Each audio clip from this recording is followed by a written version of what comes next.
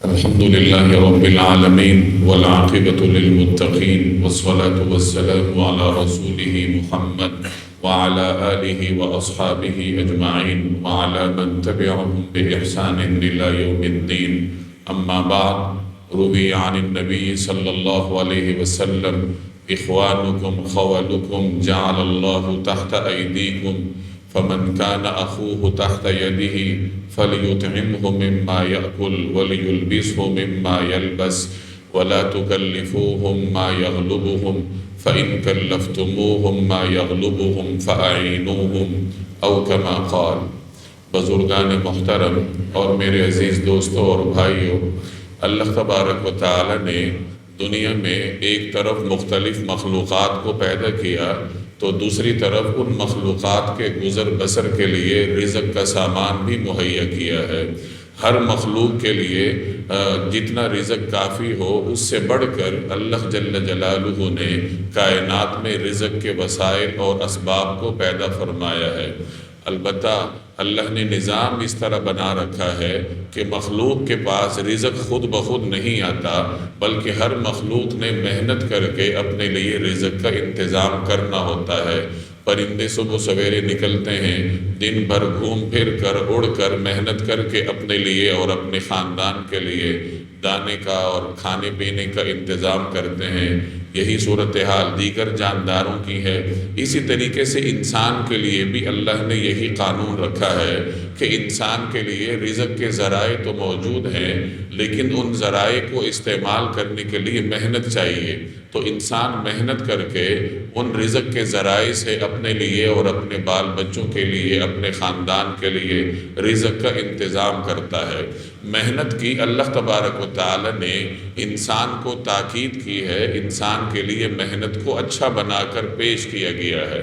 اس کائنات میں سب سے برگزیدہ بندے اللہ تبارک و تعالی کے انبیاء علیہم السلام ہیں. انبیاء علیہم السلام نے اپنی امتوں کے لیے اپنے عمل سے یہ ثابت کیا ہے کہ محنت انسان کے لیے ایک اعزاز ہوا کرتا ہے. حضرت آدم علیہ السلام کے بارے میں آتا ہے کہ وہ کھیتی باڑی کیا کرتے تھے. حضرت ادریس علیہ السلام درزی کا کام جانتے تھے، وہ کپڑے سینے کا کام کرتے تھے. حضرت نوح علیہ السلام کو اللہ نے لکڑی کا کام سکھایا تھا، وہ بڑھئی کا کام انجام دیا کرتے تھے. حضرت داؤد علیہ السلام کو اللہ نے لوہے کا کام سکھایا تھا، وہ زرہ بنایا کرتے تھے. لوہے کی کڑیاں ان کے ہاتھوں میں جا کے نرم ہو جاتی تھی موم کی طرح، اور وہ انہیں جہاں چاہتے موڑ کر وہ زرہ بنایا کرتے تھے.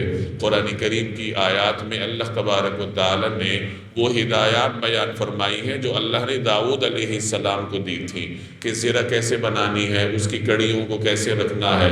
تو داؤد علیہ السلام اس طریقے سے محنت کر کے اپنے لیے، اپنے گھر والوں کے لیے رزق کا سامان مہیا کرتے تھے. موسیٰ علیہ السلام بکریاں چراتے تھے. جناب رسول اللہ صلی اللہ علیہ وسلم جو خاتم النبیین ہیں، امام الانبیاء ہیں، آپ علیہ السلام نے بکریاں بھی چرائی ہیں، تجارت بھی کی ہے. تو یہ انبیاء علیہ السلام کی سیرتوں کے چند نمونے میں نے آپ کے سامنے پیش کیے، جن سے یہ واضح ہوا کہ اس کائنات میں جو سب سے برگزیدہ بندے تھے اللہ تبارک و تعالیٰ کے انبیاء علیہ السلام، اللہ کے بھیجے ہوئے ہیں، انہوں نے انسانیت کے لیے ایک معیار سیٹ کر دیا ہے، ایک نمونہ چھوڑا ہے کہ دیکھو اپنے لیے، اپنے گھر والوں کے لیے محنت کر کے اللہ نے جو کائنات میں روزی کے ذرائع پیدا کیے ہیں تو ان کے ذریعے اپنے لیے اور اپنے گھر والوں کے لیے روزی کا سامان مہیا کرو، لیکن محنت کرنی پڑے گی. تو محنت کو انسان کے لیے اچھا بنا کر پیش کیا گیا، محنت کی حوصلہ افزائی کی گئی. ایک روایت میں محنت کرنے والے کو اللہ کا پسندیدہ بندہ قرار دیا گیا کہ محنت کرنے والا اللہ تبارک و تعالیٰ کا پسندیدہ بندہ ہے. ایک اور روایت میں نبی کریم صلی اللہ علیہ وسلم نے محنت کر کے روزی کمانے والے کو اللہ کے راستے کا مجاہد قرار دیا ہے. کہ ایک مجاہد سرحدات پر کھڑا ہے، تلوار سے مسلح ہے، اللہ کے راستے میں جان دینے پر آمادہ ہے، تو جیسے وہ اللہ کے راستے میں ہے، اسی طریقے سے ایک آدمی اپنے آپ کو، اپنے گھر والوں کو، اپنے والدین کو سوال کی ذلت سے بچانے کے لیے روزی کماتا ہے، رزق مہیا کرتا ہے، تو اس آدمی کو بھی اللہ کے راستے کا مجاہد قرار دیا گیا ہے۔ ایک روایت کا مفہوم ہے کہ ایک مرتبہ نبی کریم صلی اللہ علیہ وسلم صحابہ کے ساتھ تشریف فرما تھے، سامنے سے ایک آدمی گزرا جو صحت مند تھا، اس کی صحت قابل رشک تھی، تو آپ علیہ السلام کے ساتھ جو صحابہ بیٹھے تھے ان میں سے کسی صحابی کی زبان سے یہ جملہ نکلا کہ کاش یہ آدمی اللہ کے راستے میں ہوتا، یعنی اللہ نے جتنی صحت اس کو عطا کی ہے تو اسے اللہ کے راستے میں مجاہد ہونا چاہیے تھا کہ اللہ کے راستے میں نکلتا، جہاد کرتا۔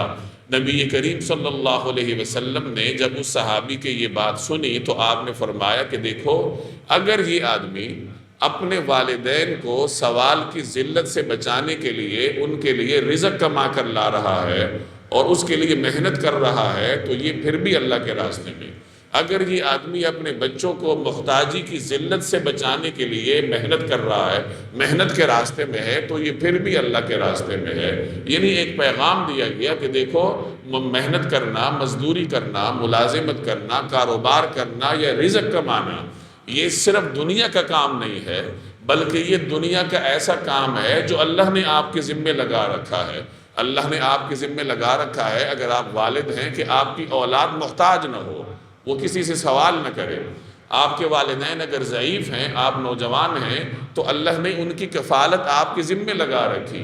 اب جب آپ اللہ کی عائد کردہ ان فرائض کو پورا کرنے کے لیے نکلتے ہیں، رزق کماتے ہیں، تو پھر آپ اللہ کے حکم کو پورا کر رہے ہیں، اور جب اللہ کے حکم کو پورا کرنے کے لیے آپ نکلے ہیں تو آپ اللہ کے راستے میں ہیں۔ بے شک آپ بازار میں بیٹھے ہیں، آپ کہیں مزدوری کر رہے ہیں، آپ کہیں ریڑھی پر کھڑے ہیں، لیکن جب آپ اللہ کے احکام کو پورا کرنے کی کوشش میں ہیں تو آپ اللہ کے راستے میں، تو ایسا آدمی اللہ کے راستے کا مجاہد کہلاتا ہے۔ تو خلاصہ یہ نکلا کہ انسان کو محنت کا ذمہ دار بنایا گیا، تو دوسری طرف محنت کو انسان کے لیے خوبصورت بنا کر پیش کیا گیا، انسان کی حوصلہ افزائی کی گئی کہ دیکھو، اگر تم محنت کرنے والے ہو تو تم اللہ کے پسندیدہ بنتے ہو، تم اللہ کے راستے میں ہو، دنیا میں تمہارے لیے یہ ہے، آخرت میں تمہارے لیے یہ ہے۔ تو محنت کو اس طریقے سے بندہ مومن کے لیے اللہ تبارک و تعالی نے خوبصورت بنا کر پیش کیا۔ جو آدمی مزدوری کرتا ہے، محنت کرتا ہے، تو جس طریقے سے دیگر لوگوں کے حقوق اور فرائض ہوتے ہیں، ایسے ہی مزدور کے بھی کچھ فرائض ہیں، کچھ اس کے حقوق ہیں۔ دنیا میں جو بھی آدمی رہتا ہے، خواہ وہ والد ہے، وہ بیٹا ہے، وہ سرمایہ دار ہے، وہ کارخانہ دار ہے، وہ مزدور ہے، ملازم ہے، کوئی بھی ہے، یہاں رہنے والے، اس روئے زمین پر بسنے والے ہر انسان کے کچھ حقوق ہوتے ہیں تو کچھ اس کے فرائض ہوتے ہیں۔ اسی قانون کے مطابق جو ایک غریب مزدور ہے، جو محنت کر کے اپنا اور بچوں کا پیٹ پالتا ہے، ملازمت پیشہ آدمی ہے، تو اس کے ذمے اللہ نے کچھ فرائض عائد کر رکھے ہیں، اور اسی طرح پھر اس کے اللہ نے کچھ حقوق بھی مقرر کیے ہیں۔ فرائض میں سب سے پہلا فرض اس کا یہ ہے کہ اس کو امانت دار ہونا چاہیے، دیانتداری کے ساتھ محنت کر کے وہ اپنا کام کرے۔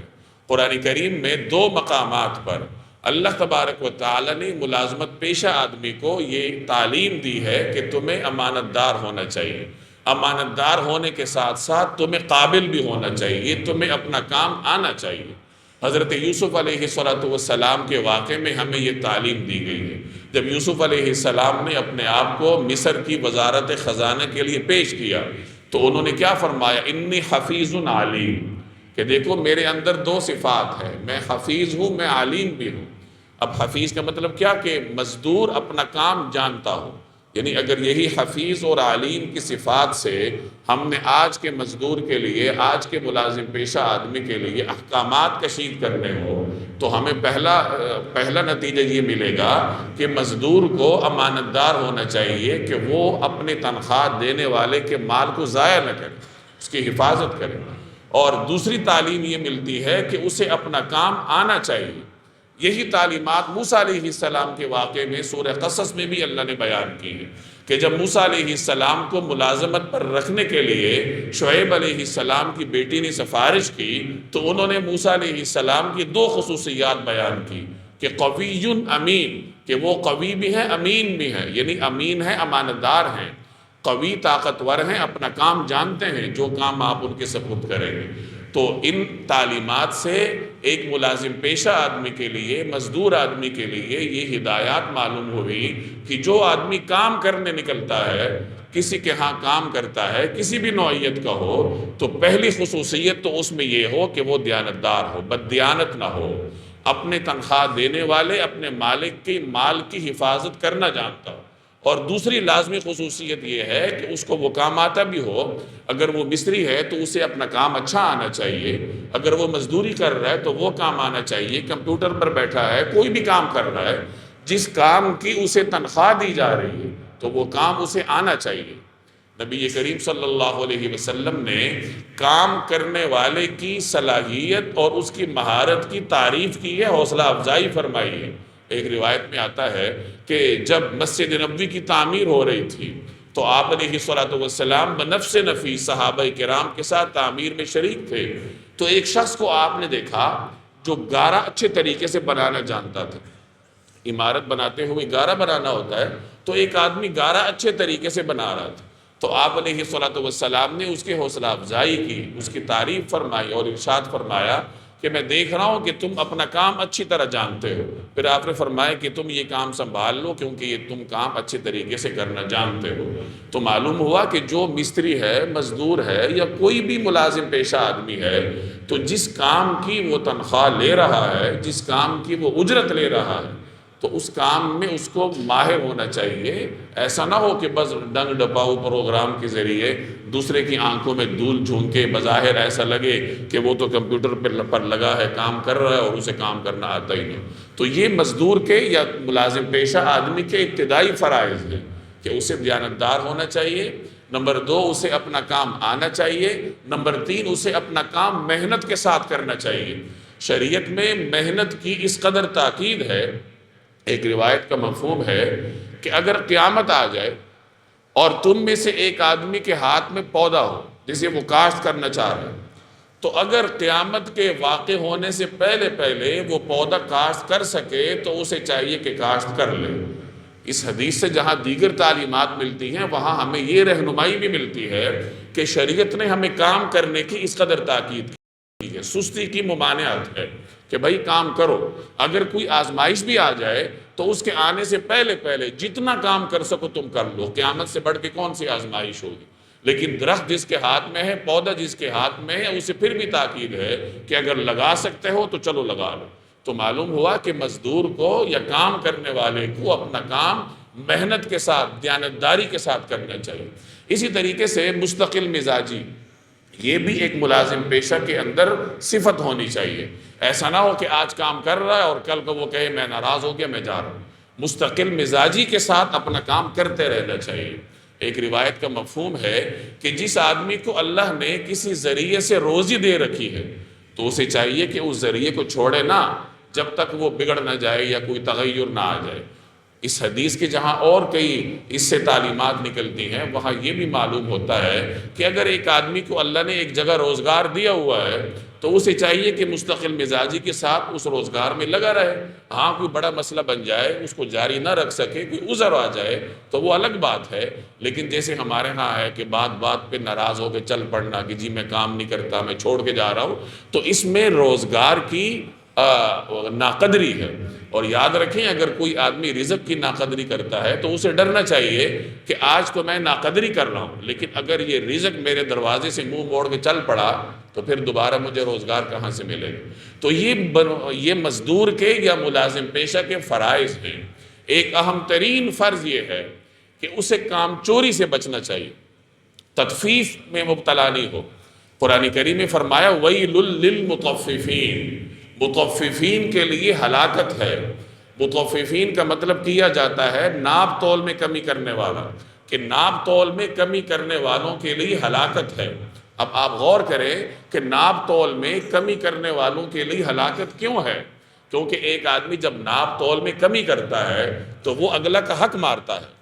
کلو دینا تھا وہ آدھا کلو دے رہا ہے، تو اس نے اگلے آدمی کا حق مارا۔ اب حق مارنے کا جہاں جہاں بھی ایک آدمی مرتکب ہوگا تو اس کا مطلب یہ ہے کہ وہ اس وعید کے ضمن میں آئے گا، چاہے وہ عددی چاہے وہ شمار کرنے میں کمی کرے، یعنی 1000 دینے تھے اور 500 دے دے، تو یہ بھی تطفیف ہے۔ اسی طریقے سے اگر 8 گھنٹے کام کرنے کی کوئی اجرت لیتا ہے اور وہ پورا 8 گھنٹے کام نہیں کرتا، 5-6 گھنٹے کام کر کے باقی 2 گھنٹے ضائع کرتا ہے، تو علماء نے اس کو بھی تطفیف میں شمار کیا ہے، کیونکہ وہ مالک کا حق مار رہا ہے کہ مالک کو 8 گھنٹے کی اس سے اجرت لے رہا ہے اور کام وہ 5 گھنٹے کا کر کے دے رہا ہے، باقی وقت وہ ضائع کرتا ہے، چاہے بیٹھ کر ضائع کرے یا چاہے اس پہ اسٹیشن پر کھڑا ہو کے وقت ضائع کرتا رہے کہ بظاہر ہاتھ چلا رہا ہے لیکن وہ کام توانائی سے نہیں کرنا۔ تو یہ ایک محنت کش مزدور یا ملازم پیشہ کے فرائض ہیں جو بہرحال اسے انجام دینے ہیں، کہ وہ امانت دار ہو، دیانتدار ہو، محنت کے ساتھ کام کرتا ہو، اپنا کام کرنا جانتا ہو اور کسی کا حق نہ مارے، تنخواہ دینے والے کا یا اپنے گرد و پیش میں کام کرنے والوں میں سے کسی کا حق نہ مارے۔ جیسے میں نے عرض کیا کہ ہر آدمی کے حقوق بھی ہیں اور فرائض بھی ہیں، تو یہ تو اس کے فرائض ہیں۔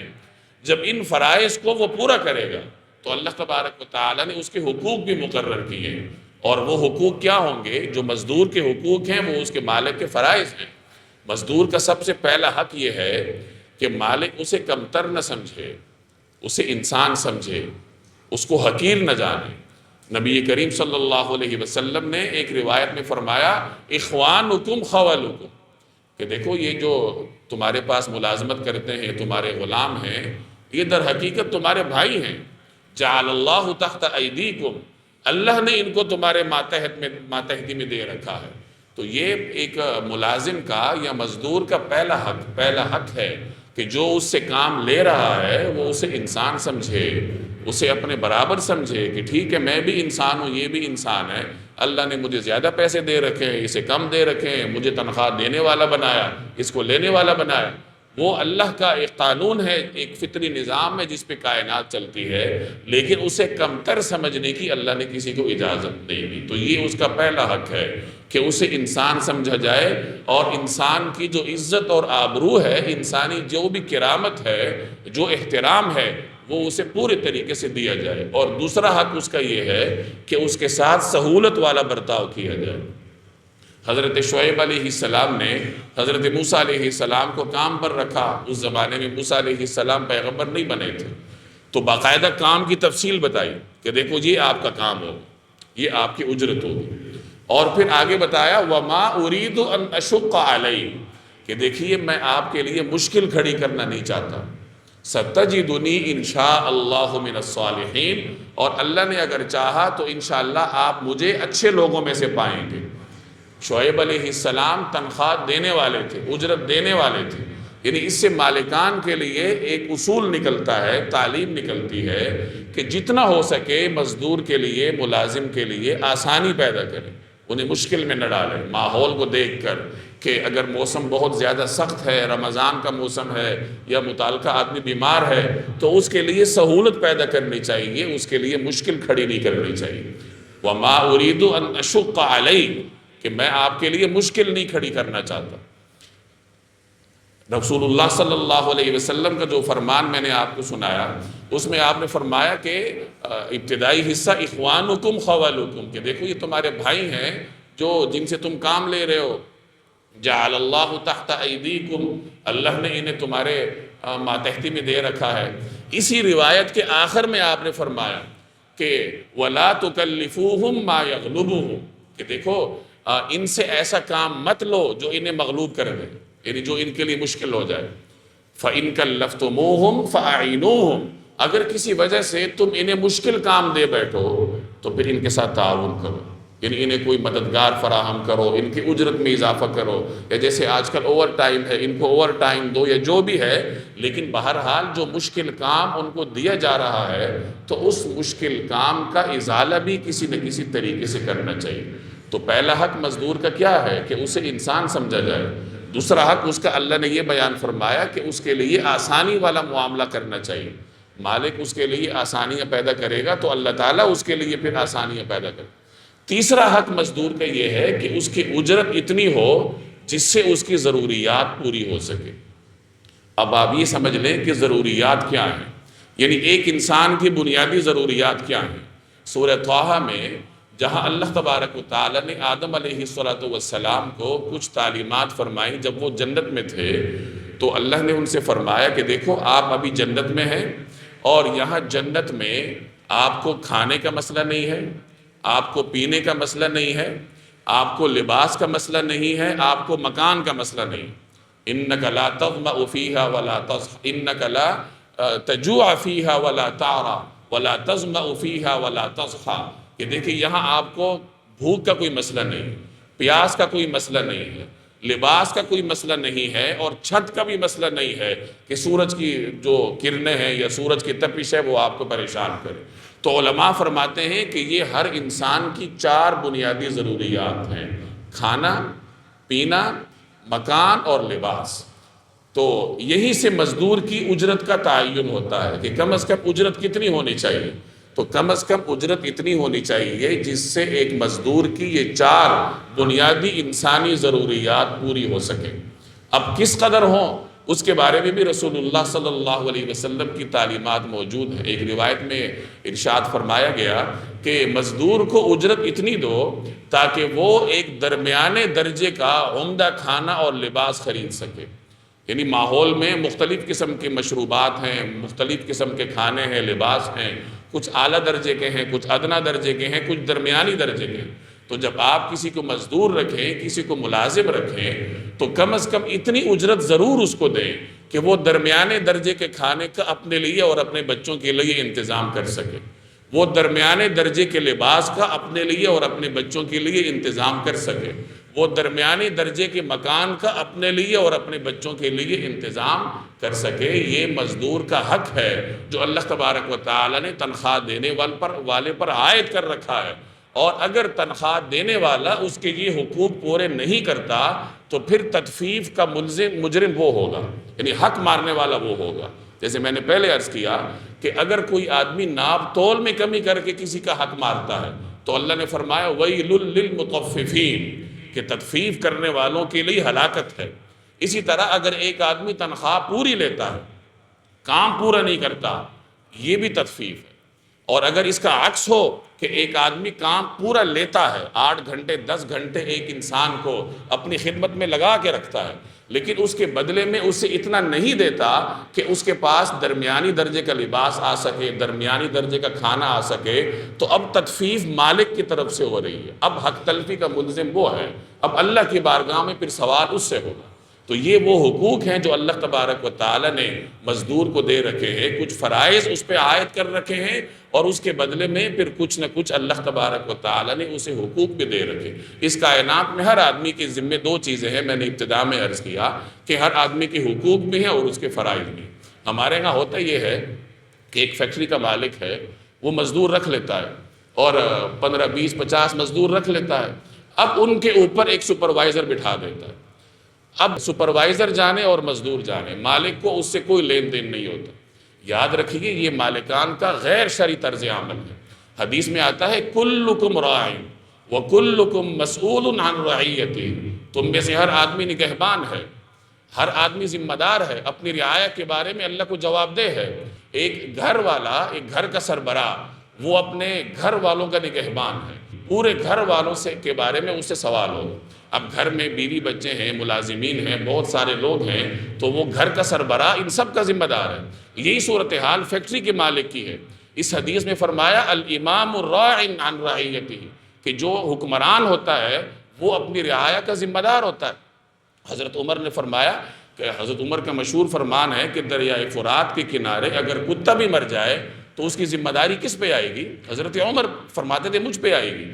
تو ایک فیکٹری کا مالک مزدور بھرتی کر کے، ڈرائیور بھرتی کر کے، چوکیدار بھرتی کر کے اس سے بے فکر نہیں ہو سکتا کہ میں نے تو سپروائزر بٹھا دیا، اب سپروائزر جانے اور مزدور جانے۔ اگر وہ سپروائزر، وہ انچارج مزدور پہ ظلم کرتا ہے تو اللہ تعالیٰ سوال مالک سے کرے گا۔ ایک معروف واقعہ اسلامی تاریخ کا، سلطان ملک شاہ، یہ سلطنت سلجوقیہ کا سب سے طاقتور حکمران تھا۔ جس کی سلطنت کی حدود چین سے لے کے عراق تک تھی. یعنی اس مسلمانوں کی تاریخ میں بنو امیہ اور بنو عباس کے بعد سب سے طاقتور سلطنت سلجوقیہ تھی، اور اس میں سب سے طاقتور حکمران ملک شاہ تھا. یہ سلطان ملک شاہ ایک مرتبہ اپنی شاہی پر سوار ہو کر پروٹوکول کے ساتھ جا رہا تھا. راستے میں کسی آدمی نے اس کی سواری کے لگام پکڑ لی. اب پروٹوکول نے ہٹانا چاہا تو سلطان نے کہا مت ہٹاؤ، میرے پاس لاؤ اسے. اس آدمی کو سلطان کے پاس پیش کیا گیا تو سلطان نے پوچھا کیا مسئلہ ہے؟ تو اس نے بتایا کہ آپ کے ایک وزیر نے میرے ساتھ ظلم کیا ہے. سلطان نے پوری بات سنی، پھر وہ سواری سے اترا اور اس مظلوم کو کہا کہ یہ جو میرا شاہی لباس ہے، اس نے قبا پہنی ہوئی تھی، اس شاہی لباس سے مجھے پکڑو اور مجھے کھینچتے ہوئے وزیر اعظم کے پاس لے کے جاؤ. وزیر اعظم بھی کوئی معمولی آدمی نہیں، نظام الملک تھا اس زمانے میں، نظام الملک کہلاتا تھا. تو سلطان نے کہا مجھے کھینچتے ہوئے نظام الملک کے پاس لے کے جاؤ. وہ مظلوم بیچارہ گھبرا گیا. تو سلطان نے اس کو کہا کہ تمہیں یہ کرنا پڑے گا. اپنی شاہی سواری چھوڑی، پروٹوکول چھوڑا اور کہا مجھے پکڑو اور کھینچتے ہوئے لے کے جاؤ. تو وہ مزدور اسی طرح اس کو کھینچتا ہوا لے کے جا رہا تھا. ادھر وزیر اعظم کو کسی نے بتایا کہ ایک مظلوم سلطان کو کھینچتا ہوا تمہارے پاس لا رہا ہے. تو وزیر اعظم گھبرا گیا، وہ ننگے پاؤں بھاگ کر آگے گیا اور سلطان سے پوچھا کہ کیا ماجرا ہے. تو سلطان نے بڑے درد بھرے انداز میں ایک جملہ اس کو کہا کہ میں نے رعایا اس لیے تمہارے سپرد کی ہے کہ یہ وزراء ان کے اوپر ظلم کریں. تو اس ایک جملے میں ہر فیکٹری مالک کے لیے، ہر مالک کے لیے، ہر تنخواہ دینے والے کے لیے ایک سبق ہے کہ مزدور کو بھرتی کرنے کے بعد انچارج کے اوپر نہ چھوڑو. ہمارے ہاں ہوتا یہ ہے کہ ایک غریب آدمی کو جب تھوڑی سی طاقت ملتی ہے تو بدقسمتی سے وہ فرعون بن جاتا ہے. ایک مزدور ہے، آج وہ مزدوری کر رہا ہے، اگر آپ کل اس کو 10 مزدوروں کا انچارج بنا دیں تو وہ نیک آدمی ہوگا تو الگ بات ہے، ورنہ عام طور پر وہ فرعون بن جائے گا. اب وہ اپنی تمام محرومیوں کا بدلہ کس سے لے گا؟ اپنے نیچے والے 10 مزدوروں سے لے گا. اور ان بیچارے مزدوروں کی رسائی مالک تک تو ہوتی نہیں ہے، پروٹوکول اور مختلف چیزیں حائل ہوتی ہیں، تو وہ ظلم کی چکی میں پستے رہتے ہیں. بد دعا کس کو دیتے ہیں؟ سپروائزر کو تو نہیں دیتے، مالک کو دیتے ہیں جو ان کو تنخواہ دے رہا ہے. اب مالک بیچارہ ملازمت بھی دے رہا ہے، تنخواہ بھی دے رہا ہے، لیکن ثواب کی بجائے بد دعائیں کما رہا ہے. اور وجہ کیا ہے کہ اسے اپنی رعایا کی خبر نہیں ہے. اگر حضرت عمر اپنی طویل سلطنت کی ایک ایک فرد کی خبر لے سکتے ہیں، سلطان ملک شاہ جیسا حکمران ایک چھوٹے سے چھوٹے آدمی کی بات سن سکتا ہے، تو آج کے فیکٹری مالک کو بھی تھوڑا اپنی انا کو نیچے کر کے غریب مزدور کی بات سن لینی چاہیے. تو بہرحال آج 1 مئی ہے اور مزدوروں کے نام پر افسران نے چھٹی کی ہوئی ہے اور مزدور جو ہیں وہ لگے ہوئے نظر آ رہے ہیں. یعنی جو دن ہے ہی مزدور کا، اس میں بھی مزدور کے ساتھ ہم ظلم کرتے ہیں. ہونا یہ چاہیے کہ افسران ڈبل کام کرتے اور ڈرائیوروں کو، غریبوں کو چھٹی دے دیتے کہ جاؤ آج تمہارے نام کا دن ہے، تم چھٹی مناؤ، تمہیں ڈبل تنخواہ دیتے ہیں. لیکن نہیں، غریب بیچارہ ڈیوٹی پہ ہوگا اور افسران جو ہے وہ چھٹی پہ ہے. افسر چھٹی کیوں کر رہا ہے؟ جی یوم مزدور ہے. یہ کتنا بڑا بھیانک مذاق ہے جو ہم معاشرے کے غریب آدمی کے ساتھ کرتے ہیں. تو میرے بھائی، اس کائنات میں اللہ تبارک و تعالیٰ نے ہر ایک کو اختیار دیا، چاہے وہ مزدور ہے چاہے وہ مالک ہے. اور یہ سمجھ لینا چاہیے کہ یہ اختیارات عارضی ہیں. تمام تر اختیارات کا مالک ایک ہی ذات ہے، جس نے فرمایا لمن الملک اليوم. قیامت کے دن وہ پکارے گا کہ آج کس کی بادشاہت ہے؟ کہاں گئے وہ سلاطین؟ کہاں گئے وہ فیکٹری کے مالکان؟ کہاں گئے وہ بڑے بڑے لوگ جو دنیا میں میرے بندوں کو اپنے بندے سمجھتے تھے؟ تو یہاں کسی کا کوئی اختیار دائمی نہیں ہے، عارضی ہے. ہر آدمی سے اختیار بھی چھن جائے گا، زندگی بھی چھن جائے گی. تو مزدور کو چاہیے کہ وہ اپنے حقوق کو بھی پہچانے اور اپنے فرائض کو بھی پہچانے. اور اسی طرح جو اس کو تنخواہ دینے والا ہے اسے بھی چاہیے کہ وہ اپنے فرائض کو پہچانے. تو ہم ایک دوسرے کے حقوق ادا کریں گے تو کائنات کا نظام فطری انداز سے چلتا رہے گا. اللہ تبارک و تعالی عمل کی توفیق عطا فرمائے. وما علینا الا البلاغ.